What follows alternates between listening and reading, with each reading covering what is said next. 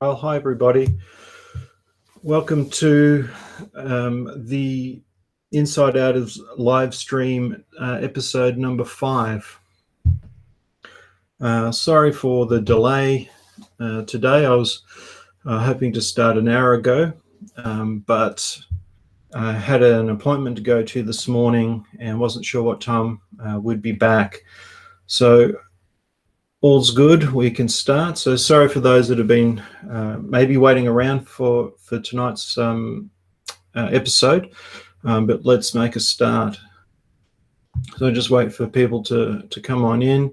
Maybe just say hello, maybe where you're watching from.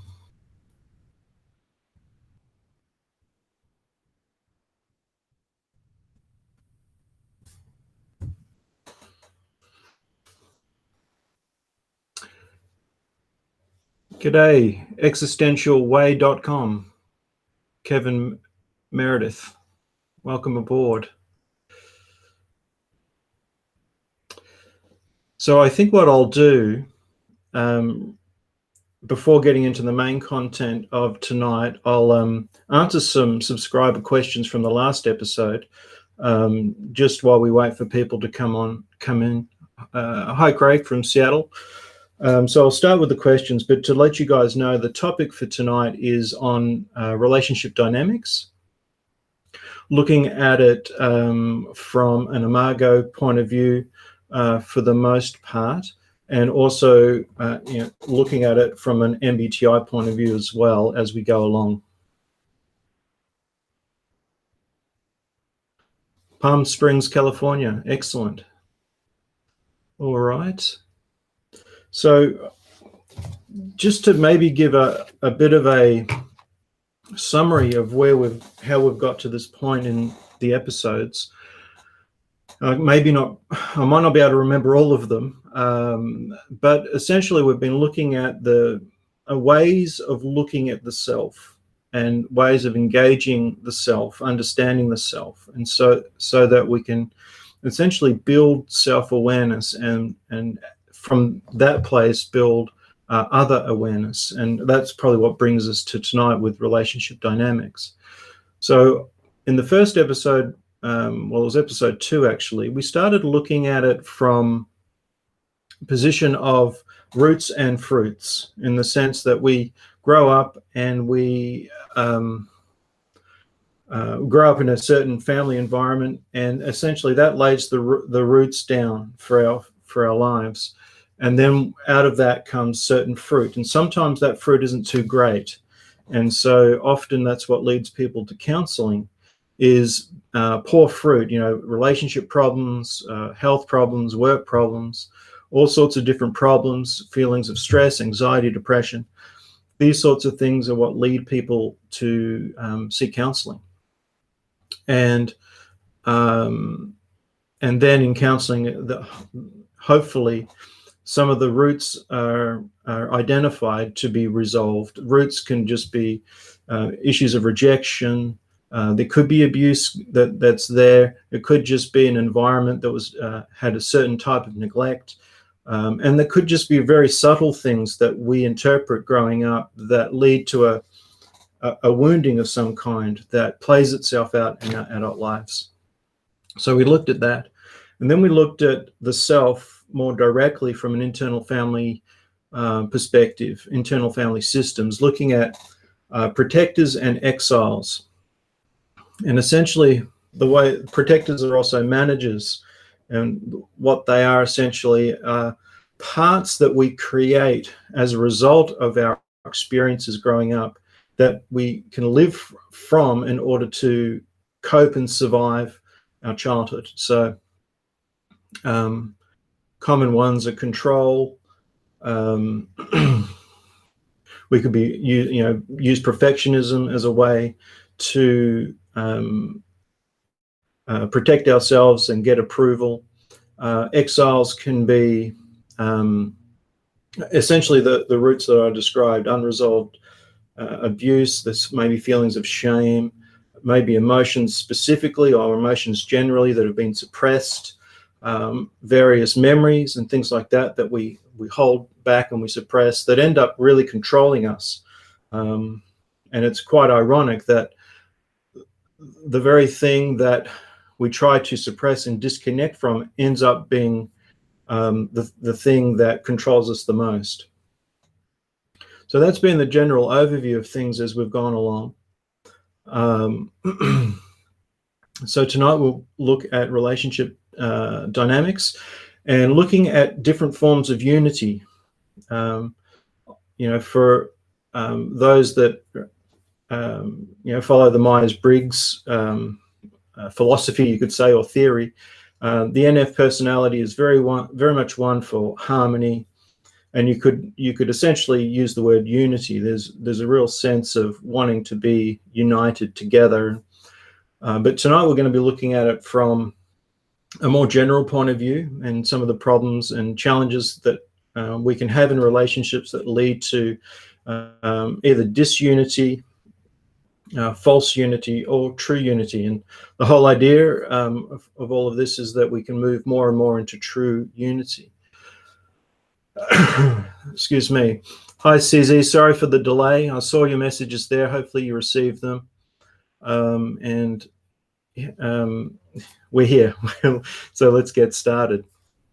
Right. So before we go into it, I'm going to just answer a few questions that might also bridge nicely to tonight's live stream.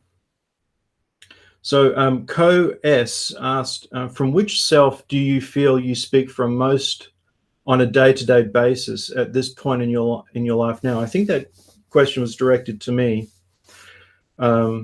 I will answer it from a personal perspective, but I think I can answer it from a more broader perspective as well. But I'll keep reading the other questions. Are you able to identify when others speak from this true self as opposed to a protector immediately? Okay, so these are questions for myself. I like to think of the whole thing of the true self can get a little bit confusing, unfortunately. But I like to try and keep it really simple. So for me personally, I look at it that when we're born, conceived, there's something innate that is in us, that we're not just born a complete blank slate, that the environment, we bounce off the environment solely, that there is actually something that already exists in us that then the environment bounces off us, that sort of thing. And I guess I just look at it as though whatever that is, and there's all sorts of ways to describe that, but essentially it's, the me that was there before I was born, that sort of thing, or when I was born is another way of looking at it. That there is a certain sense of character, temperament that is already there, and we could say it's part of DNA. For those with spiritual or religious beliefs, we would say, the self that God created, things like that. And that through life, even with a good family upbringing, we can move away from that centered place of who we really are and start to develop other things, other parts of ourselves that we use to cope. And some say that the first half of life is building the protective structure that keeps us and our vulnerable parts safe from ourselves feeling them and others in the world feeling them, at least noticing them. And then we spend the second half of life trying to dismantle what we created to get back to who we really are. So it's a difficult question, I think, because for me personally, looking at myself, I'm always wanting to improve and grow. So it's almost like to the level that I've grown is to the level that I realize I'm not there yet. But I look at it as like a progressive journey towards true self, and that can be, we can actually have moments where it's very clear that we just know that we're not in any trauma, we're not in any other part of any control parts of ourselves, we're not looking for approval, we're just sort of very calm, centered, and connected with ourselves. And in one level, it can feel very, the contrast to living from parts to living or having a moment in true self can be very dramatic, but at the same time it can also feel very normal, because essentially it should feel normal because we're moved back into who we really are. So it should be the most comfortable, natural, and normal place. But it's really from that place that we want to be taking care of the other parts of us that we become aware of, as opposed to where we, living from them. So an easy one is someone who uses performance or perfectionism in order to get approval from other people. And there's a saying that whenever we try to use get an external source to fulfill an internal need, for the most part, it doesn't satisfy. Well, it's just a momentary thing. You could almost say it has an addictive quality to it. And so the idea is to resolve whatever that is, that approval or perfectionism is trying to resolve, and resolve it within ourselves, whatever that issue is connected to, so that we can start doing things in life from a different place. We're no longer doing it for approval. We may be doing it out of doing life events, if you like, out from who we are, that kind of thing. So I like to think that I'm much more closer to my true self than I ever have been. But for anybody on the journey, it is something that needs to be, consciousness sort of needs to be there all the time, and recognizing when we're moving out of a centered place, maybe another way of saying it, and moving into a part, or an insecure part, a controlling part, a fearful part. It could be all sorts of different things. From a counseling point of view, I guess after 10 years of doing counseling, I've certainly become more aware of when someone's operating out of some kind of protective part as opposed to true self, that you just learn to get a sense, or even a metaphor or a picture when someone's talking, that something, it's just like it's coming out of a narrowness. It doesn't seem to be coming from full self. It's a very good question. It's kind of challenging to describe something that's quite intangible, but it's something that it just gets picked up on in counseling. It could be a way someone says something a number of times, like keeps coming back to saying the same thing. It could be an avoidance. It could be a body language, something about body language that just says, I wonder what that is. I wonder what's happening there, and turning that into a question to see where it's coming from. So I wouldn't say immediately, but fairly quickly.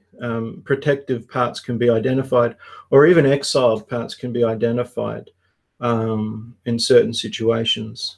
So the next question is, does it require a trained ear to perceive? I think yes. I think yes and no. I think some people can have a natural ability of recognizing that.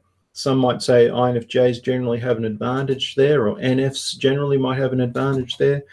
But I think also training is very helpful in regards to noticing where things are coming from.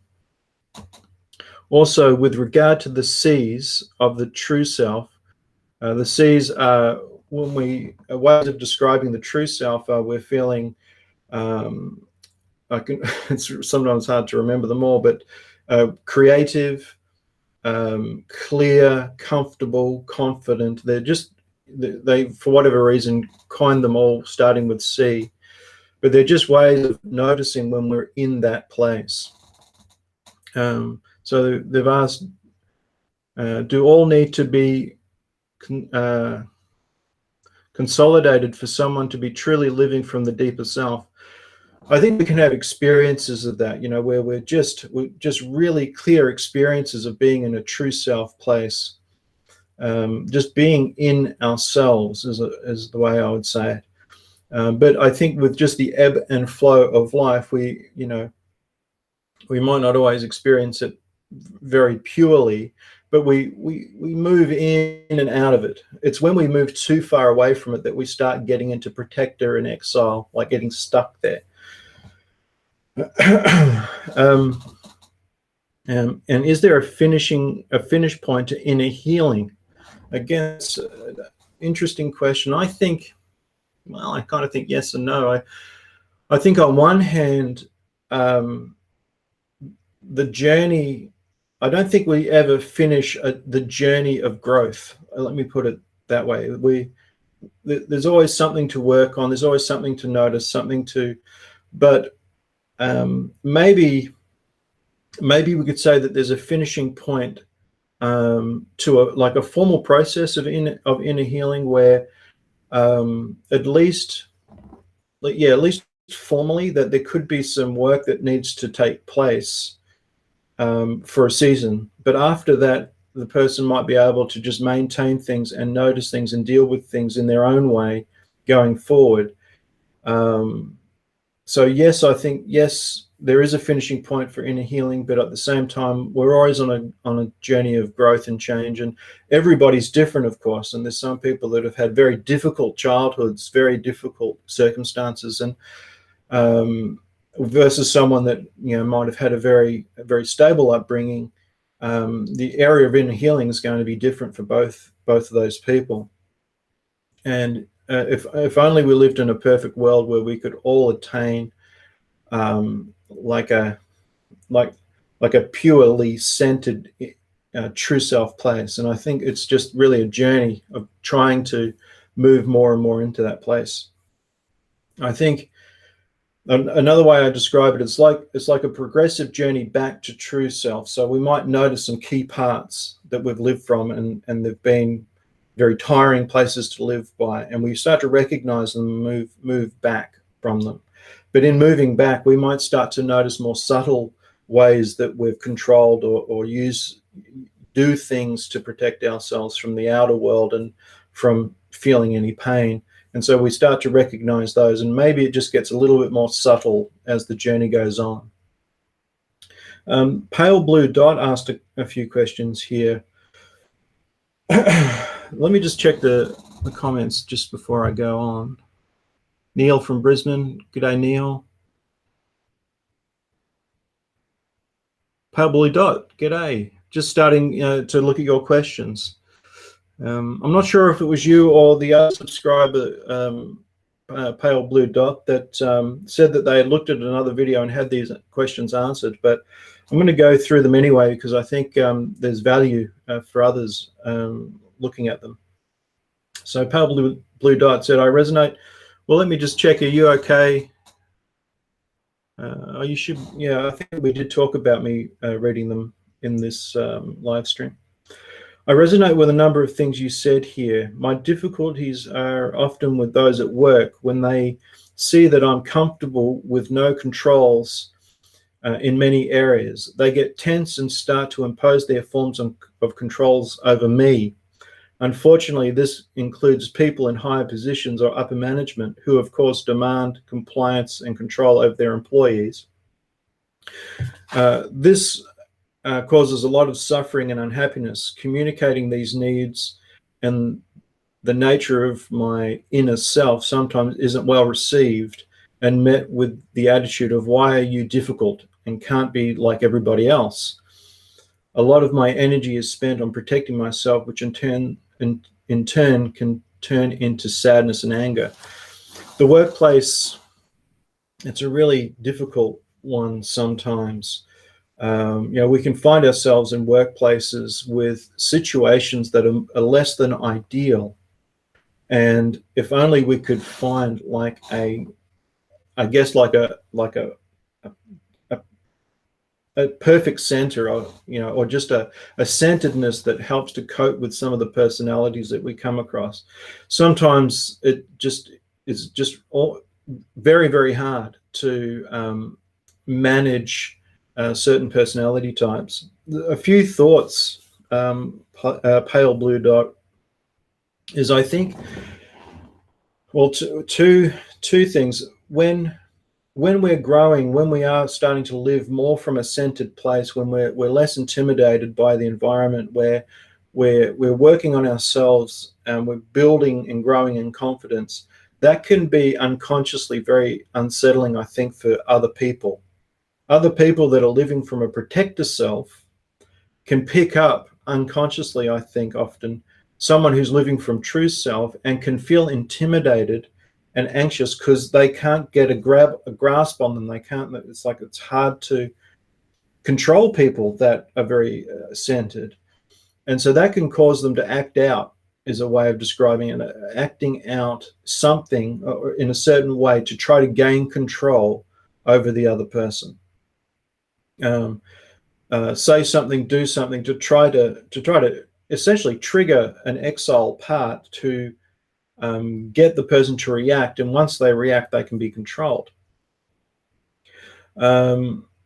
I'm not sure if anyone's familiar with Ted Nottingham, but he had a video I saw a long time ago, a year or so ago, where he talked about the need to take care of the true self out in the world by essentially putting on a little bit of a mask.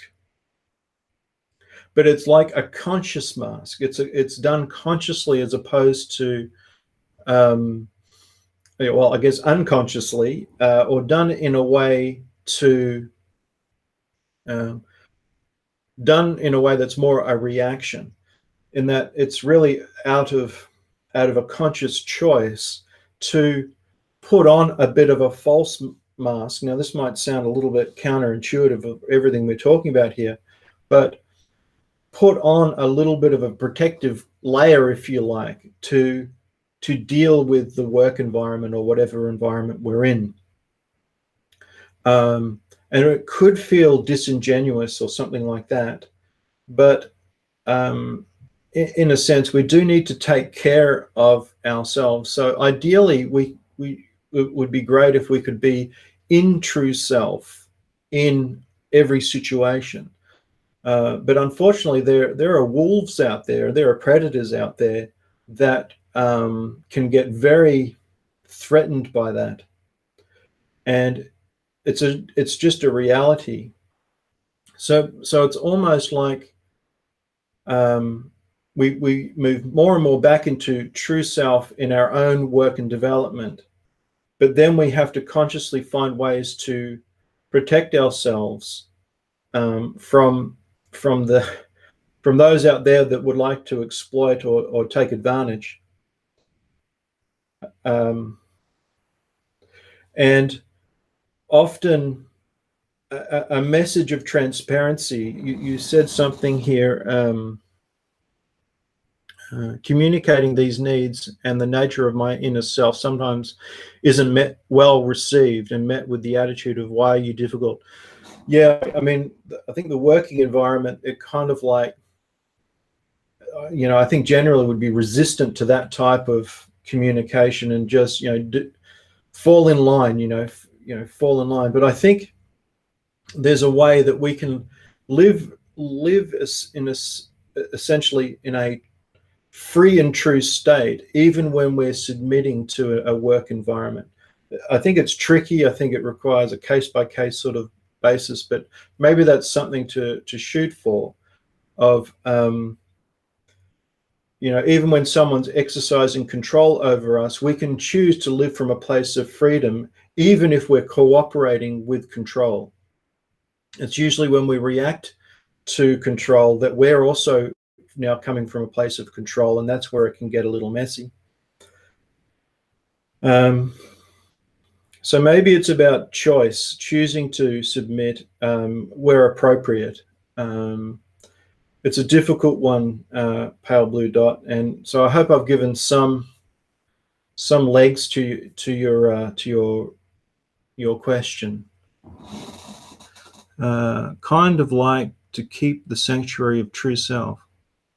Yeah, it's like a boundary, keeping a boundary around us, so that when people are acting out of a control, trying to get control, that we can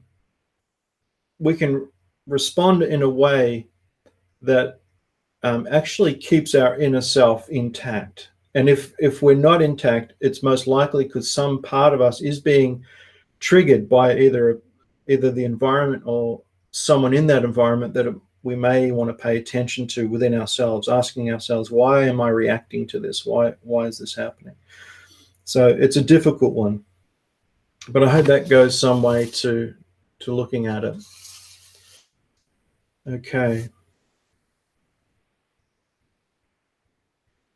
So I guess just at this stage, maybe if there's any questions or comments at this stage before we move on, I'll happily try and answer them.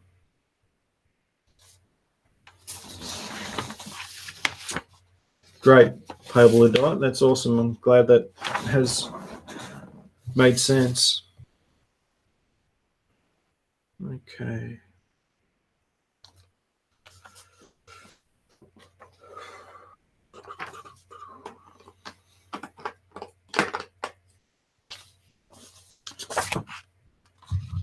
All right, so I'm just going to go into essentially the topic for today, looking at relationship dynamics and a theme of unity. So I'm just going to get started, and I'd just encourage today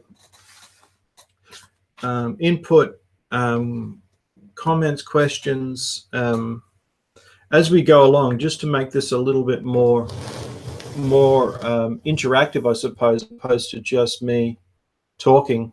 And if you guys do have them, I need to remind myself to actually check the comment section. But the way we're going to look at this today, making sure we can see everything. The relationship between two people. So the first one we will look at is, let's just call it false unity. Now, in counseling circles, the square is the male, the circle is for female, just when we're doing genograms and things like that. So the false unity, another way of describing it is codependency. And another way of calling it is enabling. So it's where, well, what I call false unity is where two people are in agreement with something, but it's not healthy. So an example might be, well, addictions is an easy one to use in this context, but it could also be in more subtle forms. But an extreme example, let's say, could be one of them is an alcoholic. They're drinking every night, or when they drink, they drink too much and they make a mess of the house. They black out. They wake up the next morning. They're going to be late for work. And the other one, the enabler, goes around covering for them, ringing the workplace, and saying, "Oh no, they're not well this morning. They'll be running a bit late." Covering for them, cleaning up their mess, and essentially protecting the one that's doing the poor behavior from their consequences, from their poor behavior, enabling them to continue in their addiction. And another way of describing it is, in the false unity, is this one. Let's say this one's this person over here is the one drinking. That they're dealing with their pain through alcohol or whatever it could be. It could be anything. It could even be work. Working 80 hours a week and things like that. That's how they deal with their exiles and their pain.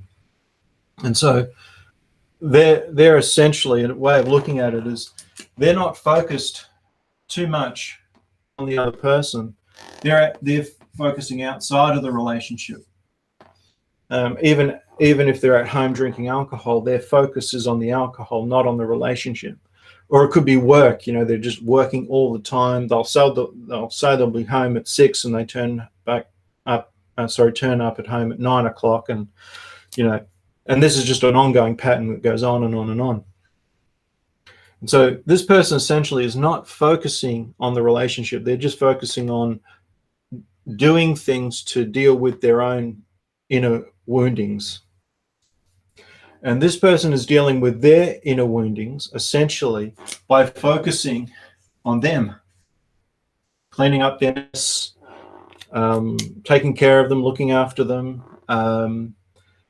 running after them, essentially looking for attention, looking for some eyeballs, some focus.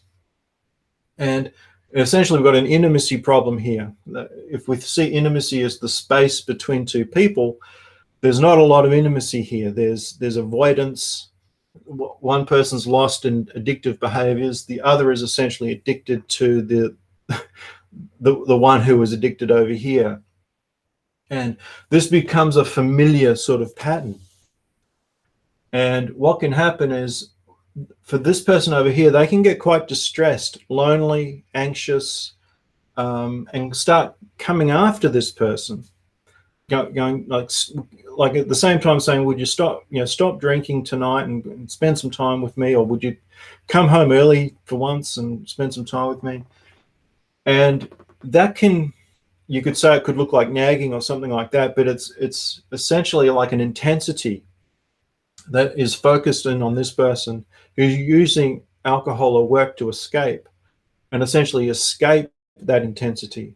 So this person can increase the intensity to try and get their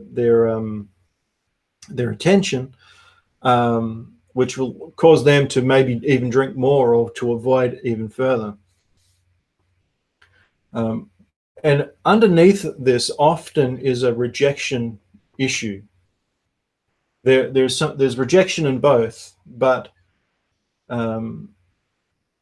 this person over here is used to nobody paying attention to them. So they end up, getting married to somebody who won't pay attention to them, because that's what they've been used to growing up. And so one of the challenges with this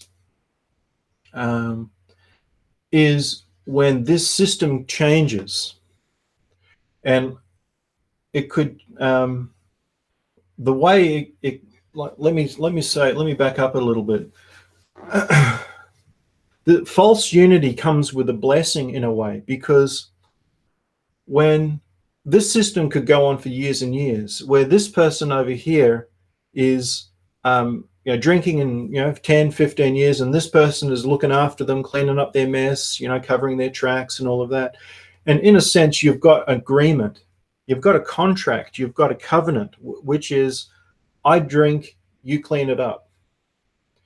And I work nearly all the time, and you stay out of you stay out of my way, and you do this, that, and the other thing. And as long as we both are okay with that, then we've got unity. But it's what I call false unity. So, but it comes with a blessing in a sense that life can kind of go on in a situation like that a lot more smoothly than what we'll get into next, which is disunity. And where it can get tricky is when this person says, I'm done with cleaning this up. I'm done with chasing this person. And, or this person says, I'm going to stop drinking, or I'm going to deal with my workaholism, or whatever it is that they're doing to avoid relationship. And then it's possible that they could end up with disunity or true unity, because so let's say this person over here says, I'm gonna stop drinking, or I'm not going to work as much, or I'm not going to play golf 15 times a week now, I'm going to cut it back. Something that leads to this person being around more, being present more, essentially opens up the door for intimacy. Essentially, this is intimacy, the relationship that exists between two people. So they start reducing drinking. Often for this person over here, is they're so used to chasing and looking after and not having any real intimacy or connection, that when this person over here stops doing their avoidance strategy and starts focusing a little more on the relationship, it can be overwhelming for this person over here.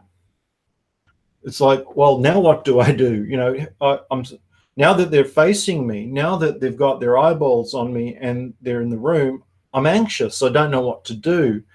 And what it can do is start to trigger this person's anxiety, because, like I said before, they were dealing with their pain by chasing and focusing on this one over here doing their avoidance strategy. And so essentially this person is also avoiding themselves by focusing their attention primarily here and very little on themselves. So when this person says, I'm gonna stop those behaviors and start sorting my life out, this can potentially be very overwhelming for this person here. And that could actually start to trigger some things here. And it's not uncommon that it could get so uncomfortable over here that they may even do some sabotaging behaviors to try to get this person back to work or get them drinking again so that they can continue to rescue and enable. They wouldn't admit that usually consciously. That could be, you know, something going on quite deep, but that's often what's happening. And or they've got enough, they've done enough work on themselves essentially that when they turn to face, they're ready to do some work on themselves and the relationship. The other option, if this person's still out doing their addictive behavior, is this person is over here goes, I'm going to stop enabling that. Let them experience some consequences. I'm going to deal with my own stuff. You know, why am I enabling? Why am I focusing so much on this person over here? Sometimes it's actually, ironically, harder for this person to see their wounds and issues than it is for this person over here. So this person over here could go, I'm going to stop drinking, or I'm going to cut, working 80 hours a day type thing, and I'm going to deal with my stuff. Sometimes they have a bit of an easier journey resolving that, sometimes in certain ways, than it is for this person over here. So when someone starts to do something different in the dynamic, it can move into either true unity or leading towards true unity, or actually can go into disunity, which we'll unpack in a second. But another dynamic that can exist here is, because essentially we've got most likely some kind of rejection abandonment issue going on in both, and that this system, if they're still drinking over here or working or doing whatever it is to avoid their pain, the dynamic can shift, in the sense that this person could get tired of chasing and trying to and enabling, and just get tired of and angry, and start to go, I'm not doing it anymore. And they start to distance themselves. They start to withdraw, shut down, or do something, some kind of behavior that appears to be abandonment, rejection of this person over here. And quite often when that happens, so this person goes, I'm done with this, I'm out of here, or I'm not doing this anymore. And that triggers the abandonment rejection issue in this person over here. And they get scared because they're not enabling anymore. They're not always there doing their role, and which can cause them to double back and come running after this person. So now we've got a momentum shift this way. This person's pissed off and going, I'm just done. I don't want to listen to you. I don't want to talk to you. You're horrible person, whatever. And this person over here will start chasing, potentially promising, I'll cut back, I won't do it anymore, or like I'll just drink on the weekends, or I'll only work late on certain nights, and starts to try to win them back. And And eventually this person, excuse me, let me just get a drink.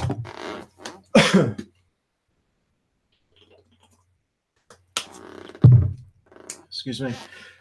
Eventually this person could go, okay, all right, you're starting to play ball, you're starting to give me some attention, and they turn back into the relationship, which reduces this person's anxiety and fear.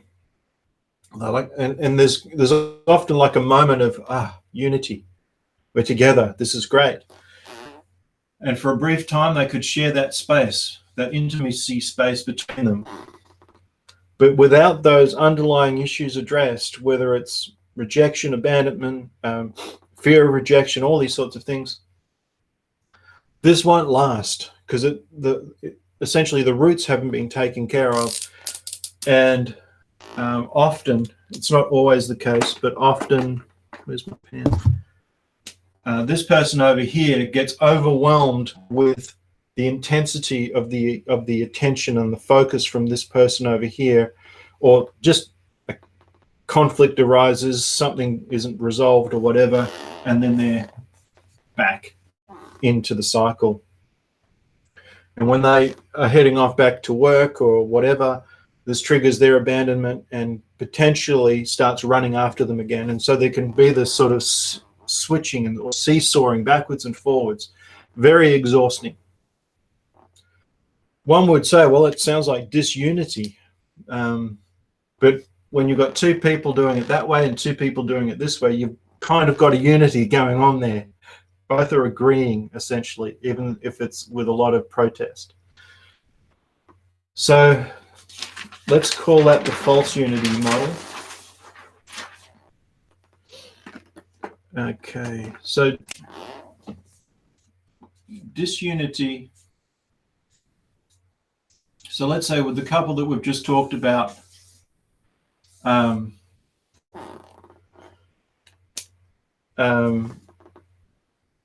he stops drinking or stops his work. Well, let me back up a little bit. Maybe I'll come at it from a different direction. So the false unity is where both are essentially in agreement on something that's dysfunctional.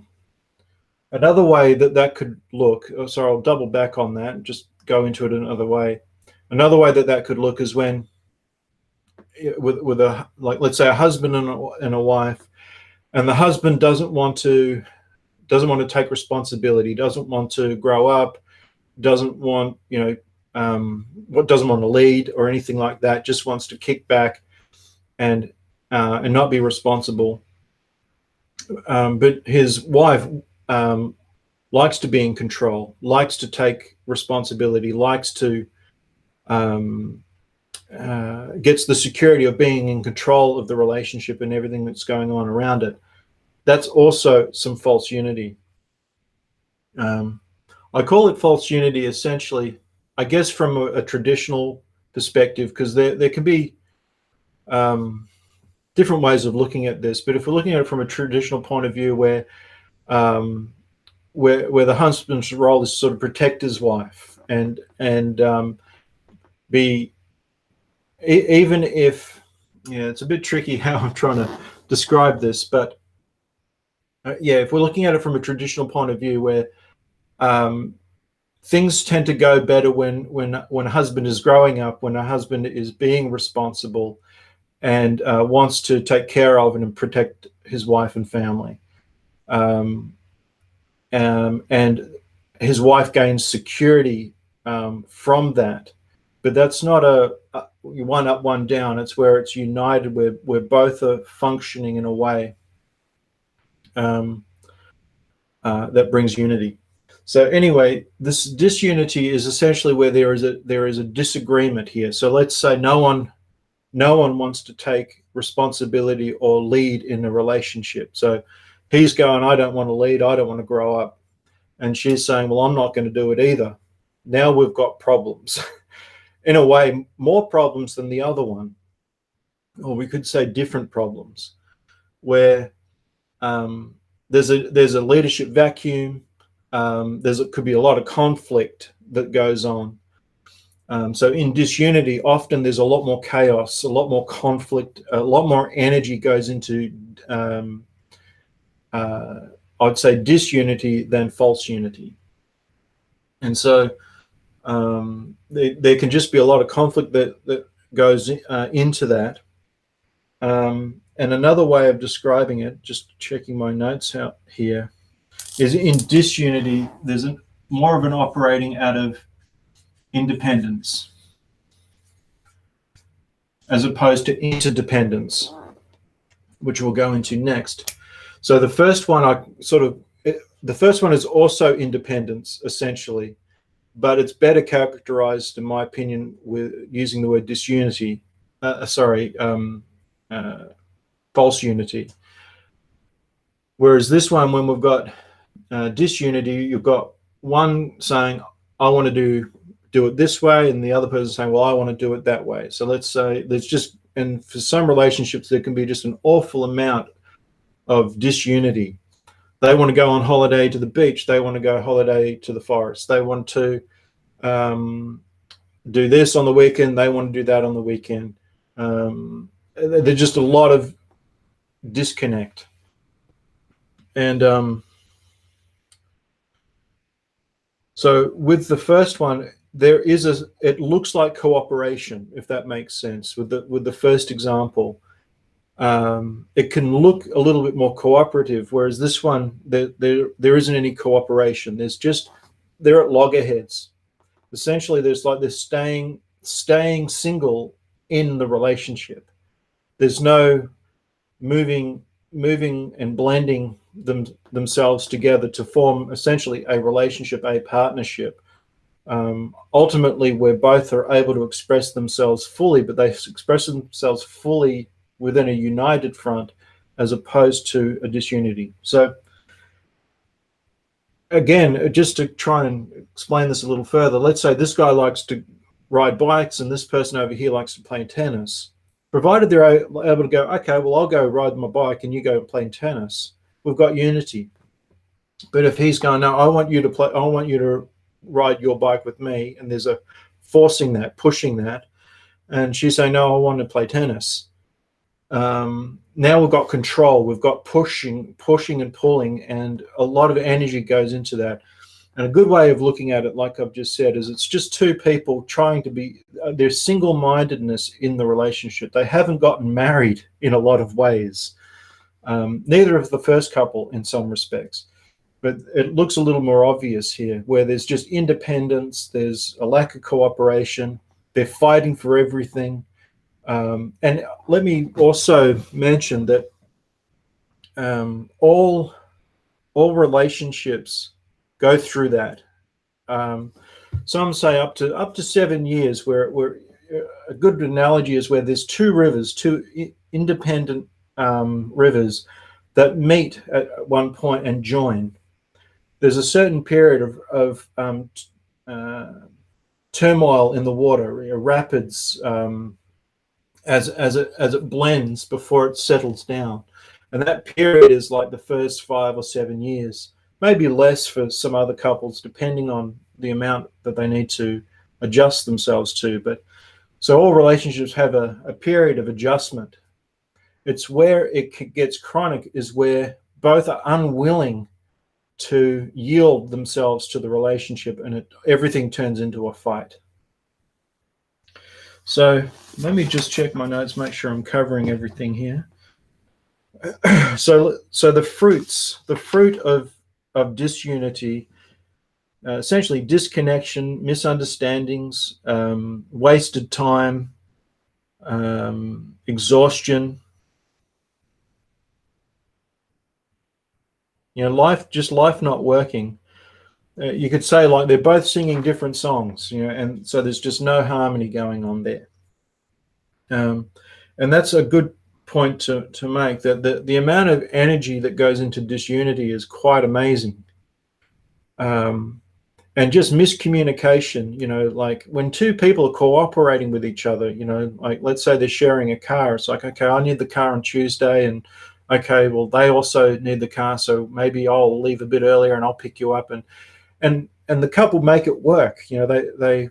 There's creativity and problem solving, versus a couple that want to fight over it and go, well, I want the car, and they say, well, you can't have the car because I've already bugs the car. I've already it's my car, and I'm going to have it, and you have to find another way. And there could be just a lot of conflict, basically, is what I'm saying, and all of that.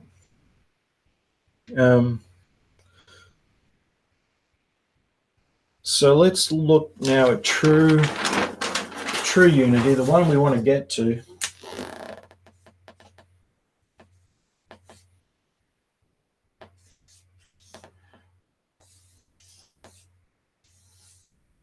And we would call this, hang on a second. Okay, I'll get to your question in a second, Neil. I'll just write this out. Where are we? Yeah, interdependence. So my example about the car thing is essentially interdependence, both working together for the greater good. Let me check what is a healthy amount of disagreement?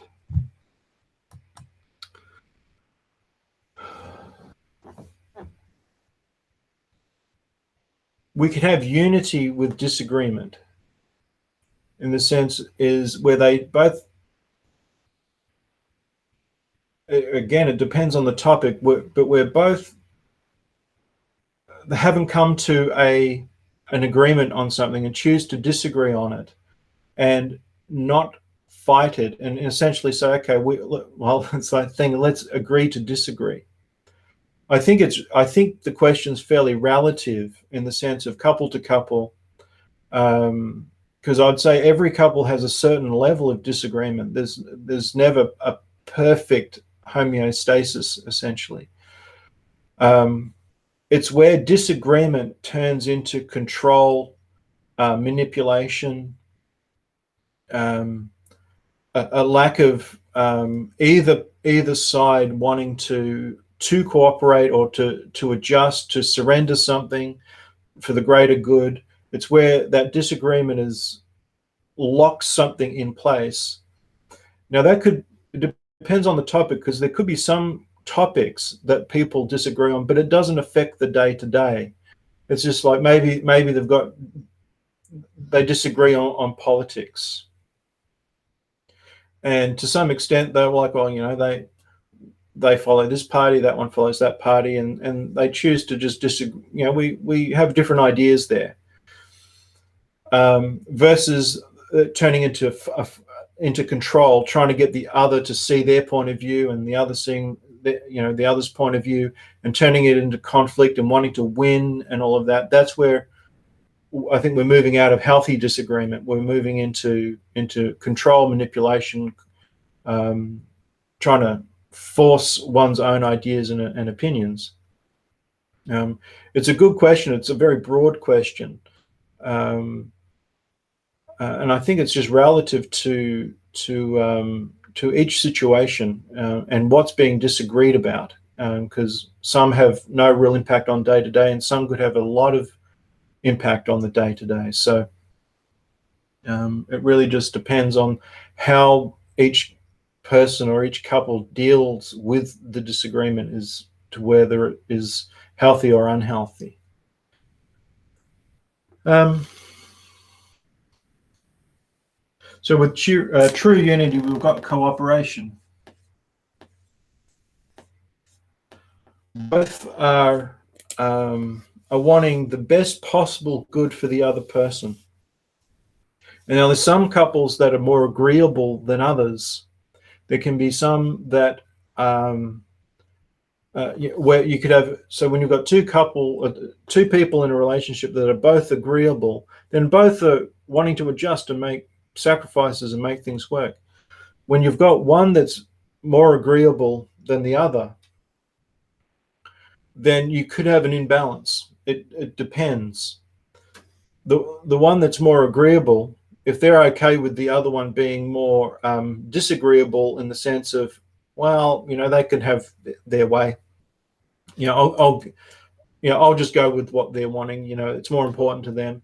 You could have unity, although it could also be dysfunctional in the sense that this person is not living their life. They're just yielding everything over to this other person.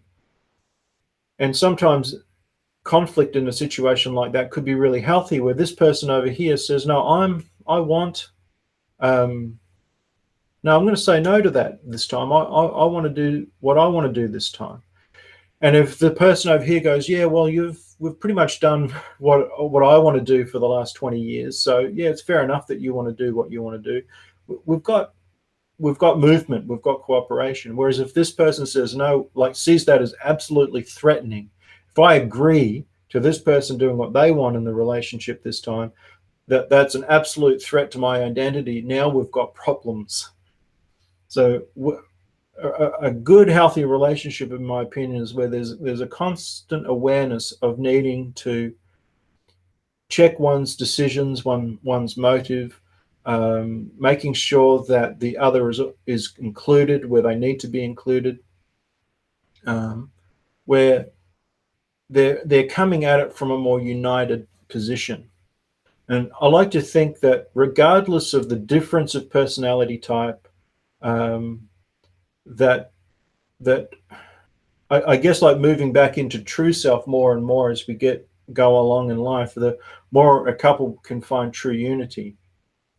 It's just, and this is one thing I wanted to touch on. I actually haven't touched on it yet.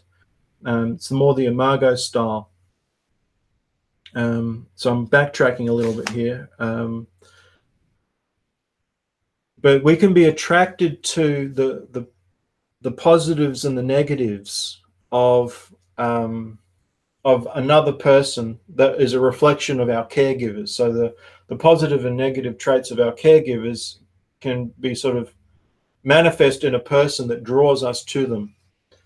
An example of that is, and I made a quick example here just to keep me on track.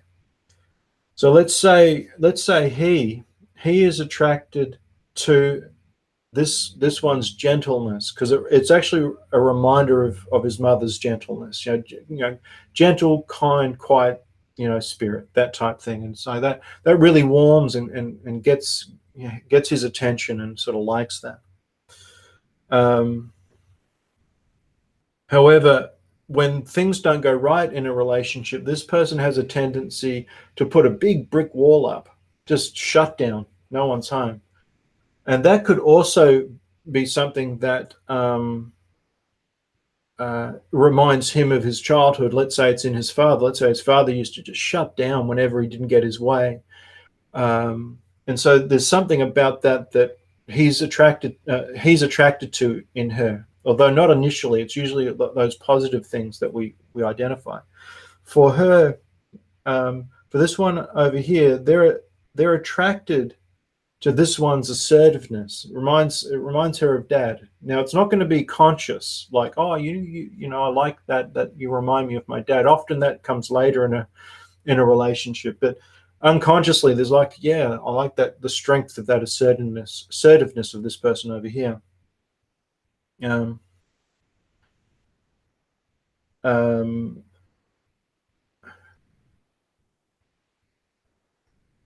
on one hand is attracted to the assertiveness, but at the same time, this person can actually become over dominating and controlling, which is not pleasant for this person, but is also a reminder of some aspect of her childhood and one of her parents or caregivers acting like that.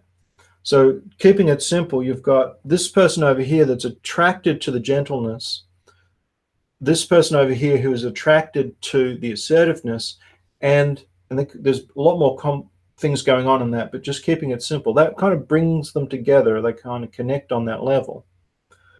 But at some point, one of them is going to get hurt, one of them is going to feel threatened, or something's going to happen that's going to trigger some of these other reactions. So let's say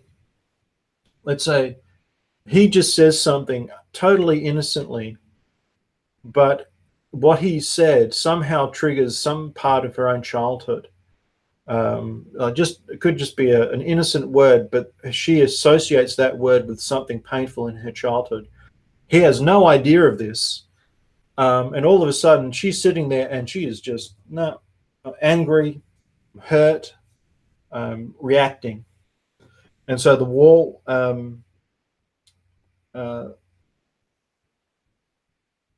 She does something that is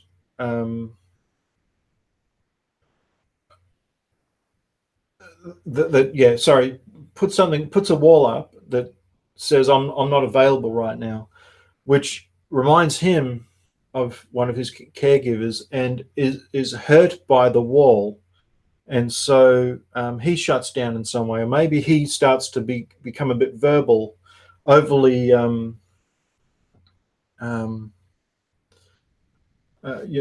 overly attacking, verbally saying, starts to criticize her or something like that, as a way of protecting himself, which further wounds her, which further puts her wall up, which further then causes him to either become overly dominant to try to get them back, which doesn't work, or he could even start to withdraw himself, and they go into that negative spiral.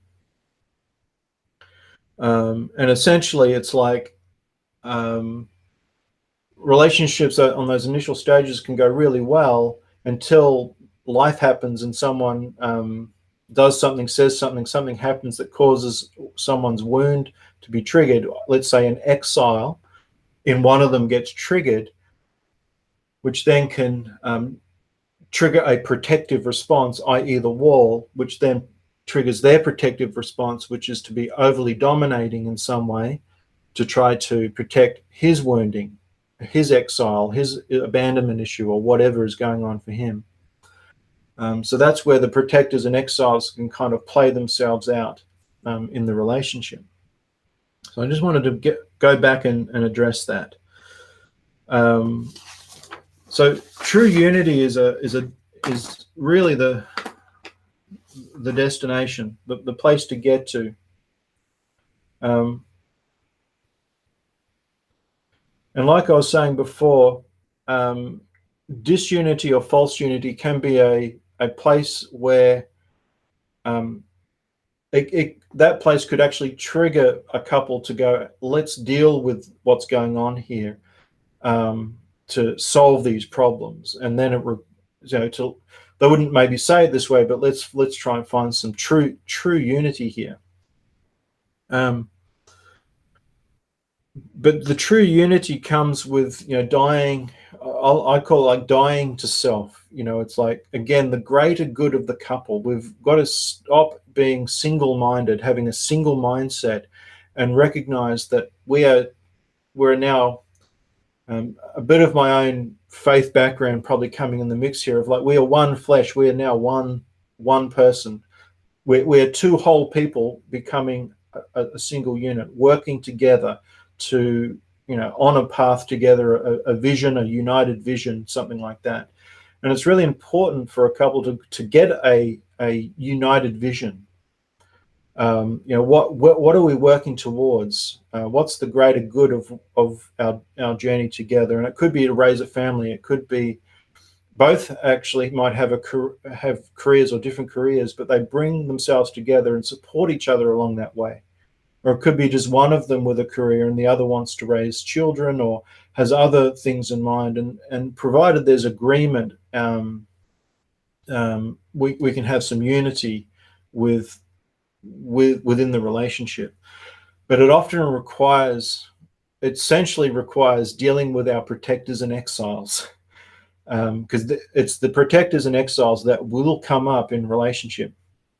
Now, I've heard people heard it from as far back as I can remember, and it's a good saying about, instead of trying to look for the right person, become the right person. And there's some people that really grab a hold of that idea and they start doing a tremendous amount of work on themselves. And I think that's a great thing. But Some people can get caught up in getting too perfectionistic, in a sense, about becoming the right person, which is probably not a bad thing. But I think the thing that I want to sort of add to that is that sometimes we can be ready for a relationship when we're not fully, we're never fully complete before we get into a relationship, for the most part. Sometimes there are issues that can only be resolved within a relationship. So we can work on childhood, we can work on various things. And in that sense, we can get to a place where we are ready for a relationship, and we are not just wanting to find the right person, we are also have done enough work to be the right person for somebody else.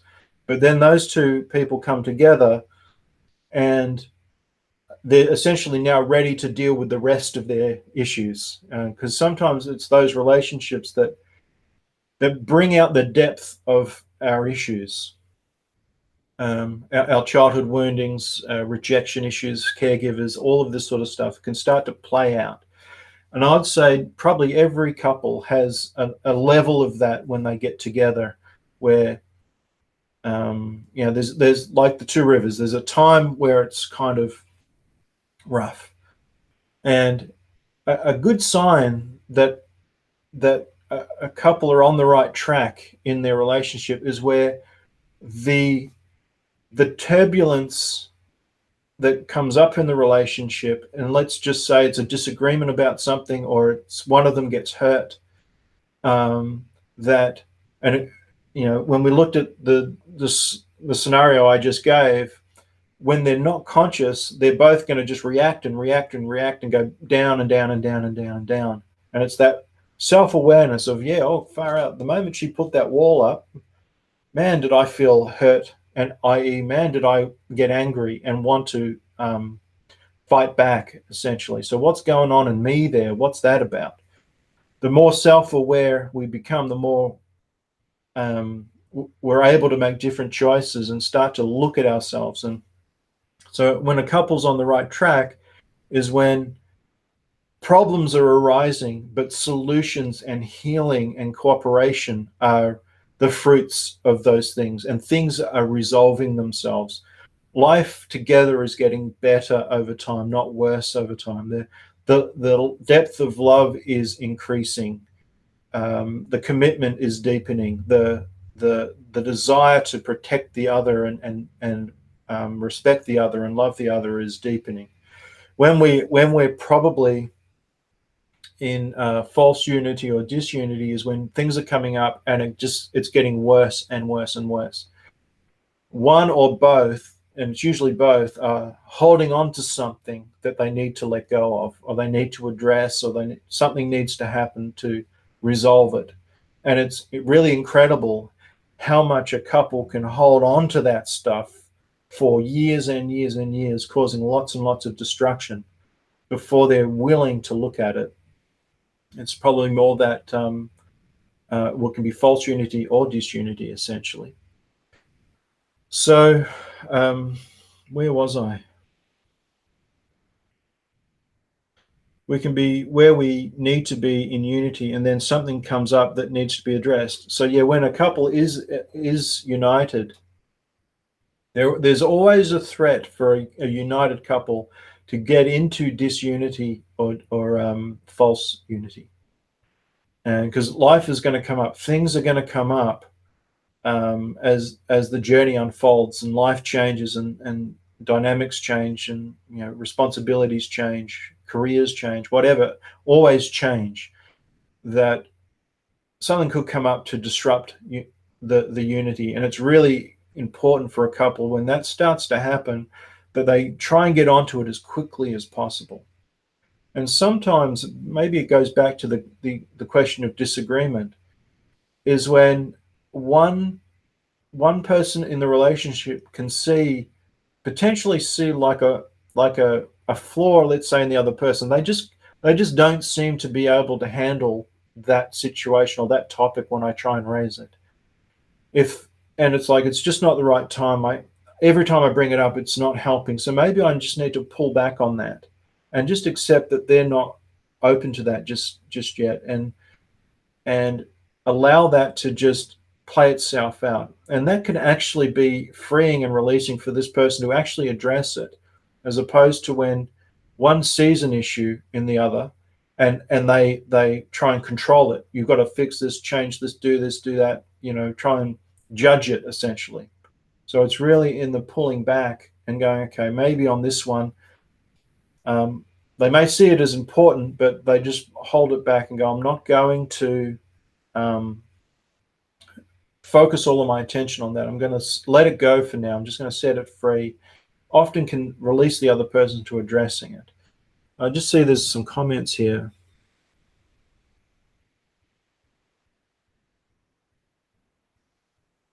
I'm an INFJ. My husband is an ENTP. So Casey, you might use your personality types in a moment.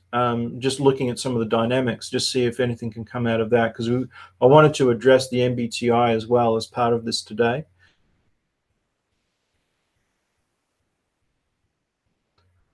Could we assume that unity with a narcissist, sociopath, etc., will be false unity by definition? Yeah, I think you could certainly say that. I think it'd probably be a combination of false unity and disunity, in the sense of when you've maybe early stages of a relationship where the empath, let's say we've got the narcissist empath dynamic going on. The empath often doesn't know they're with a narcissist, and so there's unity there of the empath feeding the narcissist what they want. But then eventually pain is going to start emerging inside the empath, some of it potentially deliberate or by design, because causing pain in the empath can cause the empath to feed the narcissist from that perspective. And then at some point along the way, there could be disunity. Well, it's interesting. The disunity could be created by the narcissist to create more drama, to get more attention, to be fed more by the empath, or the empath could create it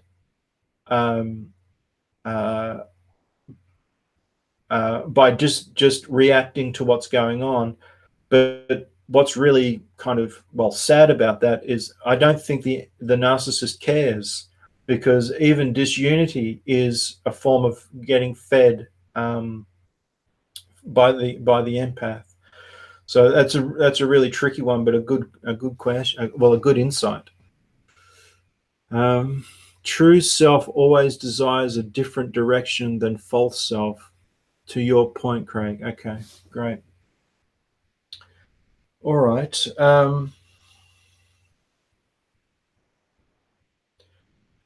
Let me just check my notes here.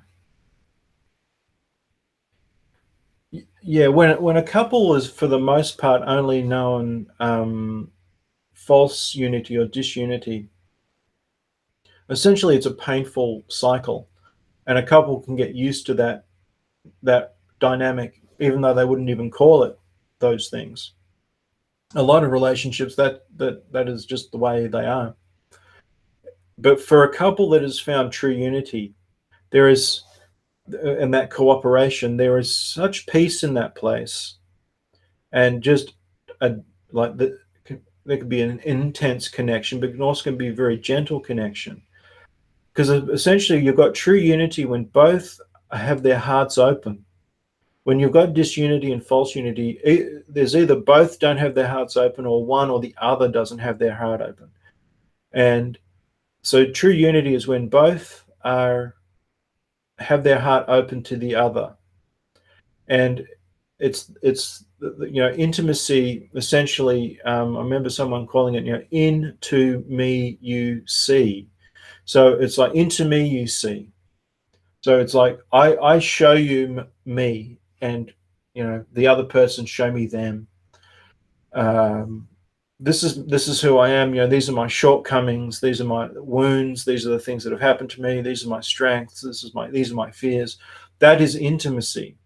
And when a couple are receiving one another on those levels without judgment, that is an incredibly powerful place to live by, both individually but as a couple.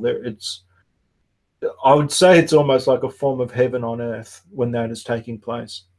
However, when a couple live from that place, when an exile comes up or a protector kicks in for, someone's had a bad day, and one too many things have gone wrong, and it's sort of just, they drop into a protector part of themselves that acts out in a certain way.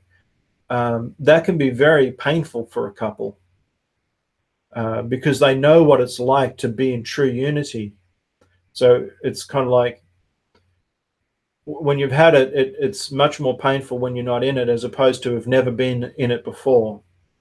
So I guess just to make that point.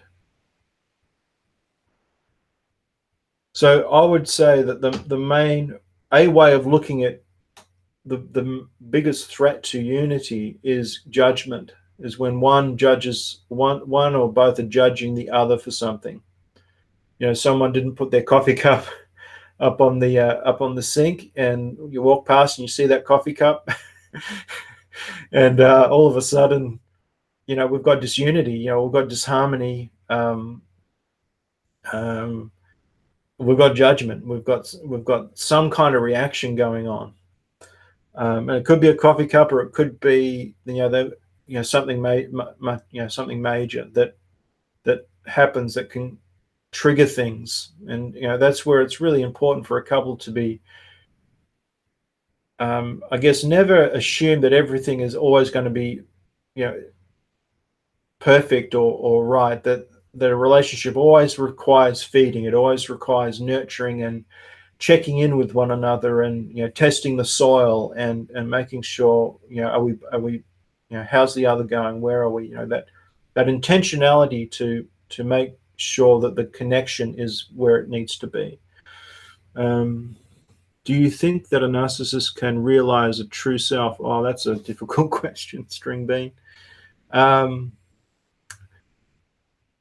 It's a very, very good question. I'm not sure if they could notice it in themselves, but I think I wonder if they could recognize it in somebody else. Yeah, I'll have to think about that one a little more, because my initial thinking is there are more questions out of your question about, because this whole thing of the narcissist creating the illusion that they are the right person for the empath by molding themselves to suit what they sense in the other person. I think narcissists can have an incredible ability at reading the empath and what makes them tick. And I have a feeling that it's almost like they are masters of understanding protectors and exiles, and knowing just how to mold themselves in such a way, whether it's the way they talk, the way they look, what they acknowledge, what they don't acknowledge, to help try to give some kind of meaning or some kind of soothing to exile parts that open up, that cause the protector parts of themselves to withdraw, because the exiled parts that really sometimes desire connectedness seem to get it from the narcissist. Like the narcissist knows how to give them what they think they need. And for the empath, that can feel very euphoric when they've got their woundings being nurtured by somebody for the first time ever. But at the same time, in a sense, what's happening is the narcissist is reaching down and grabbing those exiles by the throat, and that they're then at the mercy, that a person's woundedness underneath the surface is in the hands of the narcissist. And whenever they're not happy, or whenever they want more reaction or whatever, they can just squeeze. That would just be some thoughts that I have on that one. A good test might be that neither person thinks they are the victim. That's a good way of looking at it. Thank you for your channel. I've learned so much about what it is to be an INFJ, that it is newly diagnosed INFJ. Well, congratulations on your diagnosis. Yes. Okay. All right. All right. Let's look at Let's look at some MBTI stuff now. Let's grab a different color pen. Okay. So let's look at INFJ over here. ENTP. Now, this is an interesting one because ENTPs and INFJs are considered a good match for each other. So let's look at the cognitive functions: NI, FE, TI, SE. Oh, let me try and make that bigger. NE, TI, FE, SI. Pretty sure that's right. Yeah.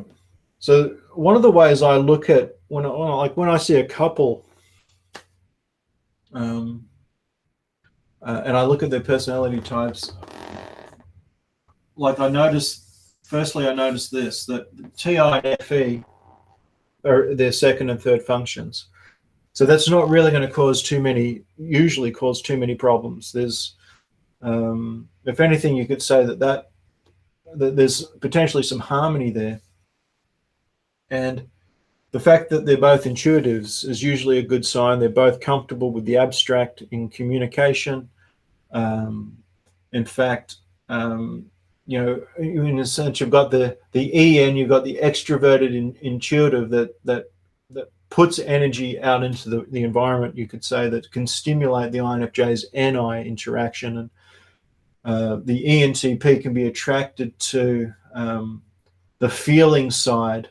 If the feeling, the harmony factor inside the INFJ, there's like a warmth towards the INFJ for their warmth, an appreciation of their caring part of themselves, you could say.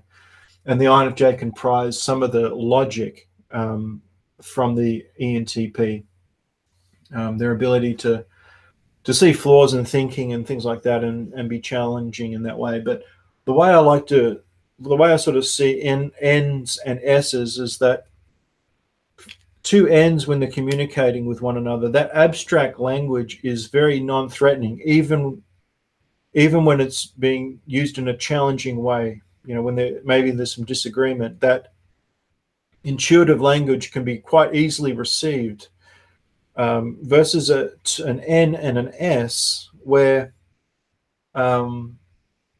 you've got that metaphorical. I like to see sort of, I'm biased a little bit here, being an intuitive myself, but N can use words without, like, there's soft edges to intuition in the way that language is used. It can still deliver messages, but it seems to have the ability of softening things in a certain way, whereas sensor language, that more concrete, solid language, it can seem to have a bit more of a harshness to the tone or to the language used. Now, that's just my own take on it. Of course, with intuitives and sensors, you've got that difficulty, that language barrier, essentially, between the abstract intuitive language, the sensor concrete structured language. It doesn't have to be disunity, but it can certainly have its challenges, where you've got two ends that can be very complementary. Maybe just for this sake, SI and SE doesn't really need to play a part so much in this. But somebody mentioned that they, here we go. I'm sorry this is off topic, but whereabouts do you do counseling in person? Me and my husband are Christians and have been looking for counseling. We are 2 hours from Melbourne. Okay, well, I'm 4 hours from Melbourne, heading in the west direction, close to Horsham. I'm not sure if that's of any good to you. I also do Skype. Oh, Kate's actually answering the question. We have 4 hours from Melbourne, so Scott usually does counseling via Skype. I hope this helps. Yeah, okay, so that's being answered. Isn't the spoken language a blessing? Yeah. So I think, was it you, Casey, that we was talking about the ENTP INFJ? I guess if there's something in here you wanted to ask or highlight, maybe we could speak into it a little more. It's up to you, but INFJ, ISTP, CZ. Okay, well let's look at that one.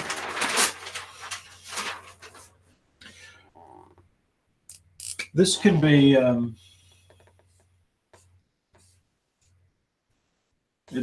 essentially it's much better when we're looking at these sorts of things with some context and with some other pieces of information that kind of can speak to the personality types that we're talking about. But let me just see how we go here.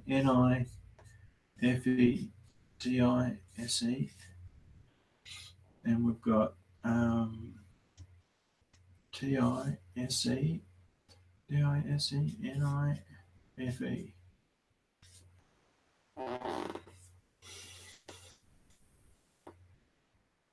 Okay.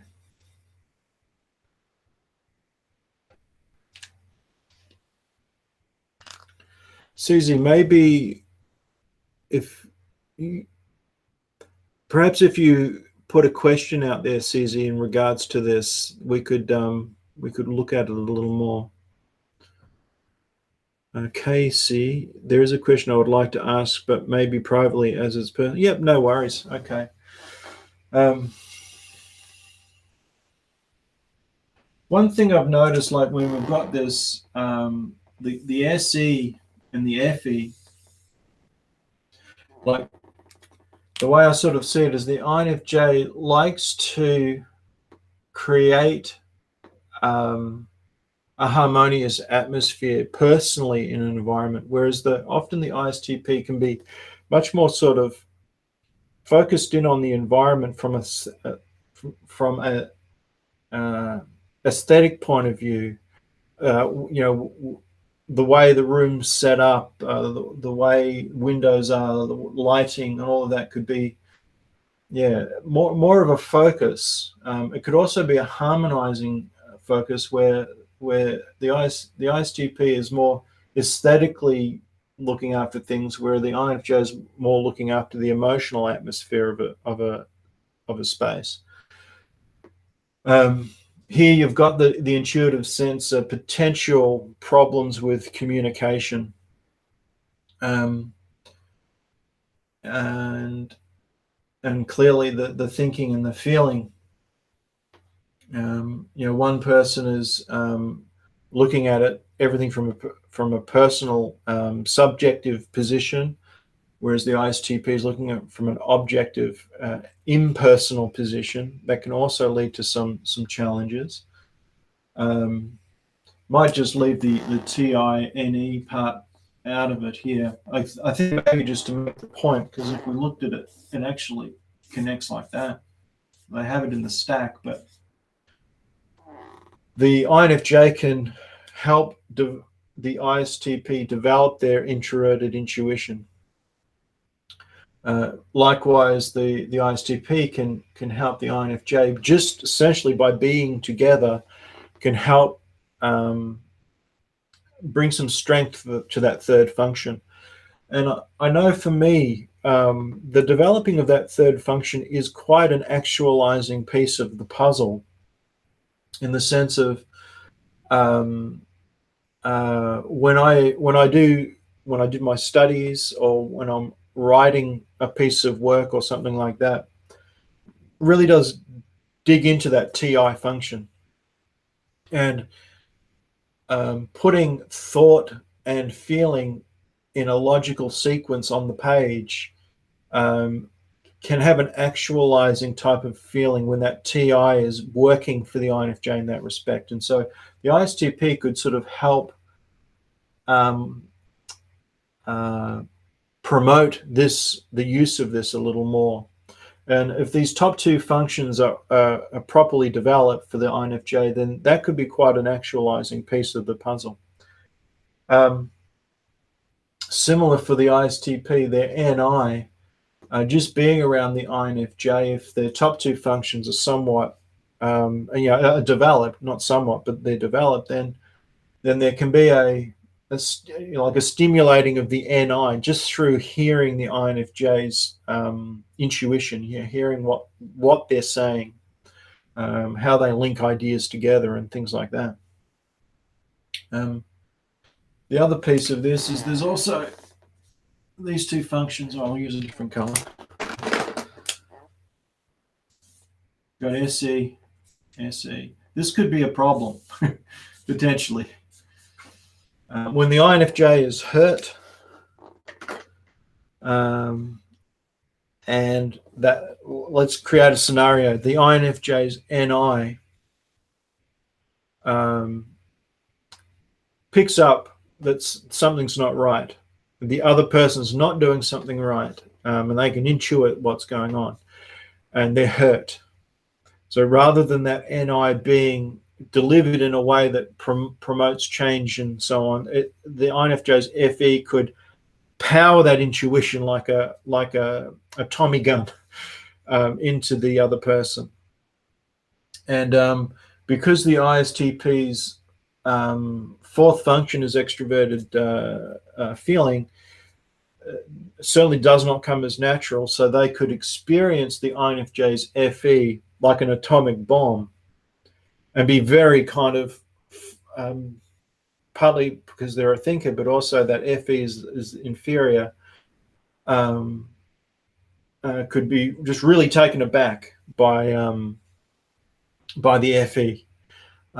Versus when the INFJ is in harmony with themselves and they're just being very gentle with their language and just really promoting a warm atmosphere, that could really be nice for the ISTP's extroverted feeling inferior function. It can just appreciate the environment that the INFJ is promoting through their extroverted feeling. Similar when the ISTP is hurt, angry, upset, or whatever. I'm not quite sure exactly how to describe that, but a way of saying it is that the way the ISTP may communicate could just essentially just force the INFJ to be super in the sensory environment. It might just have this ability of just pushing them into being super conscious of the sensory environment, which is fairly uncomfortable for the INFJ when it is let's say in the grip reaction, versus when the ISTP is centered and everything's fine. They can help create a fairly comfortable aesthetic environment and calm, clean sort of environment that the INFJ would just naturally be able to just be in. So anyway, that is just a way I would just explain these types in this situation. So CZ, does that speak to your situation? Maybe if you just give us a thumbs up or maybe just highlight something, I'll be happy to speak more into it if it's not quite hitting the zone for you. Samantha, I'm an INTJ woman and I spent 2 weeks with an INFP man and I loved his FI Dom qualities. It helped me so much to get in touch with my FI. It felt amazing. Yeah, wow. That kind of speaks to some of this that I've just been talking about. So that's great. That's great. Okay. Well, I'm happy for some more questions or comments or types, different types to come forward. But if not, we've been going about an hour and a half, and that's usually my limit for these things. Maybe I'll introduce the next topic for a month's time. What I'm wanting to do is look at the space there's a few components to this, but looking at the space between two people, more generically, this is what we'd call the space between two people is essentially the relationship, and what we put into it is what we get out of it. And when there are issues within a relationship, this can become a vacuum. And so now that we've been talking about relationship dynamics, I wanted to look at family dynamics next time, looking at when children are involved. Is that in the picture? Yep. And what that could look like when there's issues going on for the couple, the children can get involved in various ways, that's essentially going to be the topic for next time, looking at what this can look like and what's going on in it, and some of just maybe some education on what can happen. And for those watching, could identify as the children, if we've all been children, so we can all sort of identify to some extent as children. My anticipation will be that there'll be some identification for us down here as children growing up, but we can also be in a relationship as well, and be noticing the space between us and the health that it has. And if we're married with children, there could also be a level of understanding that can come out of that. So that's the idea for next time. CZ is saying, married 48 years, have a good marriage, but we butt heads when making decisions. I think outside the box and he can't. Those times when he gives in, he admits my idea was a good one. Same struggle. Yeah. So it sounds like 48 years, CZ, it sounds like you've made it work for sure. That TI, staying between the lines, and NI looking completely outside the lines. Okay. All right. Well, I hope it's been worth your time coming today. Sorry again for being late. Today I usually like to be here at about 11 a.m. my time in Melbourne, so that it doesn't make it too late for those on the east coast of the US. Next time I'll probably need to start roughly the same time as today, so an hour, but maybe an hour later than normal, because I don't know when I'm going to be on. I don't want to set up a live stream and to not show up, and I don't really have a way of contacting people. I mean, you could maybe join Facebook and I could mention if I'm going to be a little late or need to cancel or whatever. I'm not quite sure how that all works, but for the most part, given some other circumstances, I shall be here on the last Thursday of every month. For those in the US, and Friday afternoon or lunchtime afternoon for those in Australia and around here. So just to do the plug thing, I am a professional counselor. I've been doing this for on 10 years now. So if you're interested in counseling, just send me an email, make contact, and I'm happy to discuss those options with you. Check out my website, scottericmorgan.com, for just general information about what the services I provide. And thanks again for coming to this live stream, episode 5, and look forward to seeing you guys again in a month's time. So thanks everyone for coming along. Sorry. Okay, which Facebook page? It's good question. That would be very helpful. Kate's probably going to beat me to it, possibly. I think it's Scott Morgan's page. No, it's Scott Eric Morgan Facebook page. And you should be able to find me there. So maybe next time, if I am running late or whatever, I'll put something on the Facebook page, and that could be where we could communicate, and I can let you know if there's any hassle, so that if you're coming to it and you've actually set up your evening to be here and I don't turn up, that's a little annoying, and I wouldn't want to do that to you guys.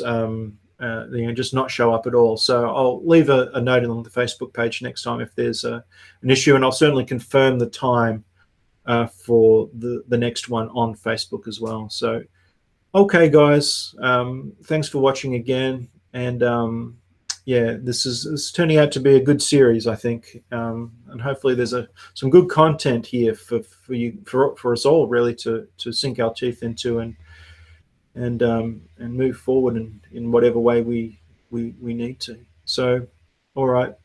Saying all of that, I shall see you guys again in a month's time, and hopefully I shall see you in another video sometime in the next week or so. See you guys.